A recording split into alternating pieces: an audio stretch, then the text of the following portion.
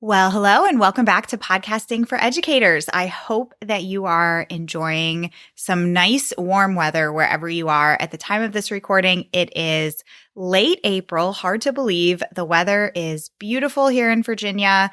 The birds are literally chirping because we have a little bird family that has made a nest and some babies just hatched this week. So I am constantly hearing chirping because my office is right next to the front door. So if I have to hear a sound from outside during the day, bird chirping is pretty nice. So I guess as I'm saying this, there's a chance that you might hear that chirping too. So if you do, enjoy. So we're kind of creeping up to summertime, and summer seems to be a really popular time for those of you in the TPT space. There's lots of launches going on, whether you have a membership or a course or whatever it is that you might be launching. And so if you have a podcast, you should absolutely include your show in your marketing efforts leading up to that launch and as well as during the time that your doors are open. So today I want to give you 5 ideas for how you can leverage your podcast in the weeks leading up to a launch. And before we jump in, if you haven't already heard, my waitlist is open for my new online course, Podcasting for Educators Prep-School, which is opening in just a couple of weeks. I am so excited. I have heard from many of you who have joined the waitlist, and you've even sent me messages saying just how excited you are to finally start your podcast. And I can't tell you how excited that makes me. And I can't wait to be able to be a part of helping you through that process. So if you have not heard about the Prep School yet, it is going to be a comprehensive online course that's going to give you everything that you need to be able to plan your show out, launch your show, and most importantly, I'm going to give you the tools that you need so that you are building a really strong foundation for your show and showing you how to manage it week to week, because that's where people fall off, right? It's super exciting and it's so fun to launch your podcast, but then you realize that you have to keep up with it. And so that is what I want for you, is to be able to have a show that's going to last and that's going to be easily incorporated into your content planning and into your busy schedule. So I'm going to be giving you all kinds of time-saving tips.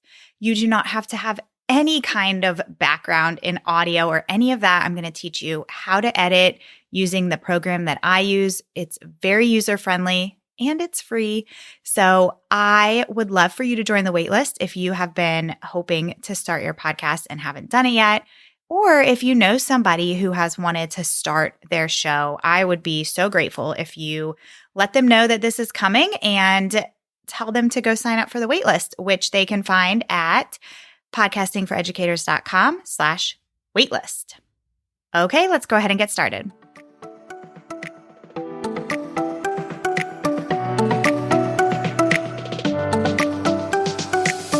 Welcome to Podcasting for Educators, the podcast that helps TPT authors and other online educators launch and grow their show. I'm Sarah, former elementary school teacher turned podcast manager, and I'm on a mission to help you get your podcast out and into the ears of those who need it most.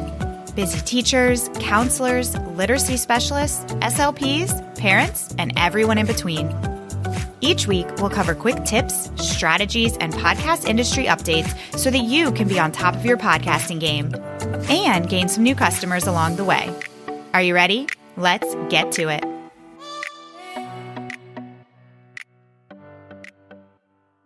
Like I said at the beginning, at the time of this recording, we are leading up to summer, but these ideas can be applied to any launch at any time of year. So not just the summertime. I just wanted to get this episode out because I know that so many of you are launching during that like late summer, back to school time. And if you need more ideas on planning your content, planning your podcast for the summertime, because you may have heard me say before in previous episodes, but downloads tend to go up during the summer because, teachers, educators, they're off of school for at least a little bit of time, hopefully, and they seem to listen to podcasts more during the summer. So It's definitely a great time to really be intentional with your planning. And I had an episode 22. It's called Proactive Podcast Planning Summer Edition. And so go check that out if you need some more ideas after this one. And I want you to please remember that if you have a podcast, you really already are leveraging it to help you with any launch that you're going to do in the future just by showing up for your people every single week. You are already nurturing them over and over again, week after week. So keep that in mind as well. And before I give you those 5 tips, what I suggest doing, the very first thing I suggest that you do is get out a calendar, whether that's a paper calendar or a calendar on Google Sheets, whatever kind of method you like, get out a calendar and look at the several months leading up to whatever you're launching. You need to visually see how many weeks you have from right now until your doors open for whatever you're launching. And I know we all work differently, but for me, seeing an actual calendar is so helpful because I'm able to visually see the length of time that you actually have before an important event, because you might be thinking about it in your head. You might kind of have it, listed out in your project management tool, but that calendar view, it's a game changer. Just my opinion. So get that calendar out so that you, as I go through these ideas, you can be thinking about how you can take these ideas and put them into your own schedule and how you can get the most out of these strategies. Okay, so tip number 1 is to do a giveaway as like the very first thing that you do for your marketing efforts with your podcast for an upcoming launch.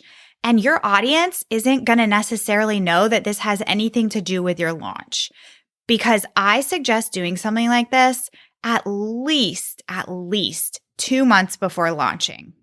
Okay? Because the idea here is that we want to bring in as many new people as we can to your podcast and just into your world in general as we can before you start promoting whatever it is that you are going to be offering. So usually a giveaway is incorporated with some sort of celebration. And let me tell you, there's always something to celebrate. So think about something that you could celebrate. It could be the beginning of summer. It could be your 50th episode or your 100th episode or your birthday or your dog's birthday. Like, it can be whatever. I am confident that you can find something to celebrate and use that celebration as an excuse to do this giveaway. When you announce the giveaway on your podcast, make the entry be some sort of sharing component, because that's the goal here, is to have your current listeners sharing this podcast so that it brings in new people. An example of how you can have them share. I know that I've said this many times before, but I say it because it's easy. People like easy and it's effective when people do it. So tell people to screenshot the episode that they're listening to as you're talking about this giveaway, or you could have them screenshot their favorite episode of all time from your podcast, however you want to do it. But have them screenshot an episode and add it to their social media. That could be their Facebook page, their Instagram feed, their Instagram stories, preferably their Instagram stories with you tagged so that you can then reshare it. And that's just getting more and more eyes on that. This is a great way to make people aware of your show. And the more new people that you can bring into your podcast and into your world, the more people will hear about everything else that you're going to be saying in the weeks leading up to your launch. So we're continuing to nurture our current listeners, and then we are bringing in new listeners by having our current listeners sharing. So you can have them enter the giveaway by showing proof that they have shared this. It could be a text message to a friend or a screenshot, like I mentioned before. And then you can have them either send it to you in a message on Instagram or email it to you. Again, totally your preference there. But I will keep this giveaway open for at least 2 weeks. People need to hear about it. So if you have a weekly episode, you'll be able to talk about this giveaway for at least 2 episodes. You could also put this out on your Instagram and on your social media as well. So that's tip number 1. And then, of course, for a launch, you want to get as many people on your email list as possible. So these next two strategies are email list building strategies so that we can continue to build that email list, because once you launch, of course, you'll be selling your offer to your email list as well as talking about it on your podcast and social media and all the places. So tip number 2 is to create a fresh and new, super valuable freebie. And again, similar to what I said about the giveaway, I would do this a couple months in advance of your launch because, again, you want people to hear this over and over again. You can make your freebie your main call to action for several episodes, at least 3 to 5 episodes, preferably more. And make this freebie connect to whatever it is that you are launching. So pick a main pain point that you can give your listeners a quick win for. So let's think of an example. If you're a homeschool mom and you're launching an online course, you're getting ready to launch an online course, and it's going to be about how to transition your children from public school to homeschooling. And so a freebie that you could promote on your podcast could be a checklist of must-have materials for homeschool parents. I don't know. I'm not a homeschool mom, but I feel like that might be something that's valuable. You know your people way better than I do. But the idea here is that you've done this giveaway, so now you have some new people in your world, hopefully, if it did what it was supposed to do. And now you've got some new people as well as your former and current listeners that you can now promote this freebie to and accumulate some new email addresses. I'm interrupting this episode for a brief moment to answer one of the biggest questions that podcasters have. How do I continue to bring in and retain new listeners? Here's my favorite answer: podcast guesting. When you guest on the right podcasts, you're positioning yourself in front of ideal listeners and customers. This is a powerful strategy when done intentionally, and I can show you how in my mini course, Guesting for Educators. In this course, I'll teach you my 3-step approach to landing and leveraging podcast guest interviews. When you join, you'll get access to the course content, templates, swipe copy, and even a list of shows who are currently accepting guests. The best part, you can work your way through the content in less than a weekend. What are you waiting for? Head to www.podcastingforeducators.com/guesting to learn more. Back to the episode. Tip number 3 is to use ads. And the goal here is repetition. We want people to now know that we are getting ready to launch something. So if you have a wait list, run an ad for that for a few weeks and announce it as one of the first things you say right when your episode starts, kind of like I did in this episode and the episode before this one. Before my music even started, I mentioned that I have my wait list going. And then you can have an ad for your wait list as well in the middle of your episode or right before the middle of your episode, ideally in like the first 25% of your episode. And then you can have, when you're signing off, ending your episode, you can also do a quick blurb at the end. Hey, don't forget, join the waitlist kind of thing. Then when your doors actually open, you're going to have an ad stating that your doors are open and have your ads run in whichever episodes correlate with the weeks that you're open. So if you do doors open for 1 week, then you'll have just one episode that has that ad in it. If you have doors open for 2 weeks, you would have it in 2 episodes, etc. If you are launching something that's going to be evergreen, then even better, keep that ad in there always until the end of time. I'm only half kidding, but seriously, you actually can keep that ad in there for every episode. And you can kind of switch up the copy and the messaging, tweak it, see what works, see what doesn't, and just kind of alter it over time. But if you have something evergreen that is your main offer, like a membership or a course, absolutely have an evergreen ad in your episodes. Okay, so that's 2 ads, one for your waitlist and one when doors are open. Tip number 4 is to bring on somebody who can act as a testimonial for you. So this might be a customer or a student that is in your course or in your membership who has had a really wonderful transformation. And you can have them on your podcast to just share their story. Maybe you are somebody who supports teachers in finding new roles that they can be in, new jobs that they can find that are still in the education space, just not in the classroom. And so you could have on, it could be somebody that you've worked with one-on-one. It could be somebody who's taken your course or somebody who has joined your membership, and just let them share their story. Maybe there's somebody who was a super burnt out first grade teacher, and now they are a curriculum writer or whatever it may be, but just somebody who can share their experience of their transformation, and then you can weave in what their experience was like working with you or going through your course content, or how your monthly membership has helped make their life a lot easier, or how it has helped them come to this transformation.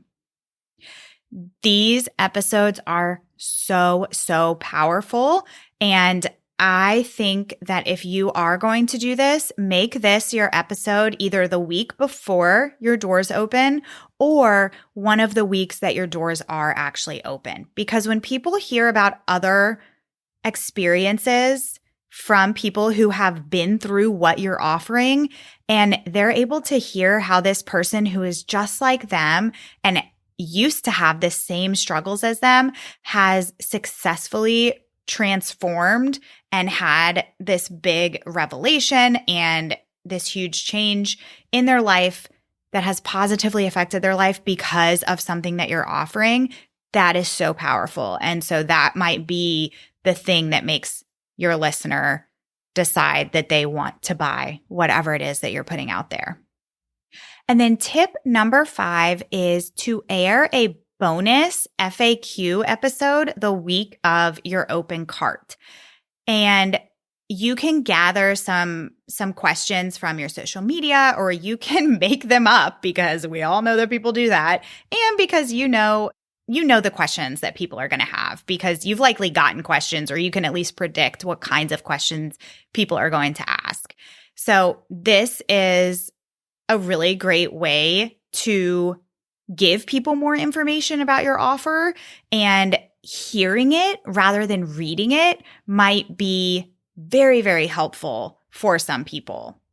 And it will catch the people who maybe haven't even gone to your sales page yet, and they haven't even seen the FAQ section on your sales page if you have one. But they're a podcast listener and their phone alerted them saying there's a new episode available, and so they're going to listen to it. And it'll just be yet another opportunity for them to hear about what you have to offer them. And then, kind of as a bonus tip, because I definitely can't do an episode like this and not mention this, another really great thing to do, not on your podcast, is to go and guest on some other podcasts during those months leading up to your launch. And if you've heard me talk about guesting before, you may have heard me say that you really should start this process like months and months before your launch, because you just don't know podcasters' schedules. You might guest on an episode, but because they batch their episodes, they might not air your episode until after your launch, which is still great. Of course, it's still great to do guest episodes anytime, but if you want to try and get those guest spots in there before your launch, then start that guesting process as soon as possible. And shameless plug, I do have my mini course called Guesting for Educators that shows you step by step how to best go through that process of being a great guest, landing great guest spots on podcasts. And that's at podcastingforeducators.com/guesting. Okay, so just to do a quick review. Those 5 ideas were: number 1, do a giveaway. Number 2, create a fun, new, very valuable freebie. Number 3, use ads both for your waitlist and when doors are open. Number 4, bring on someone that can share their experience and their transformation as a testimonial. And number 5, air a bonus FAQs episode the week before or week of open cart. I hope that these ideas are helpful for you and are getting your wheels turning and just giving you some good ideas on some creative ways that you can include your podcast in your marketing efforts. If you have a launch coming up this summer, I wish you the best. I'd love to hear about it. I would love to share about it on my Instagram. So always send me a message. Let me know what you've got coming soon so I can also share it because I might know somebody who would benefit from your offers as well.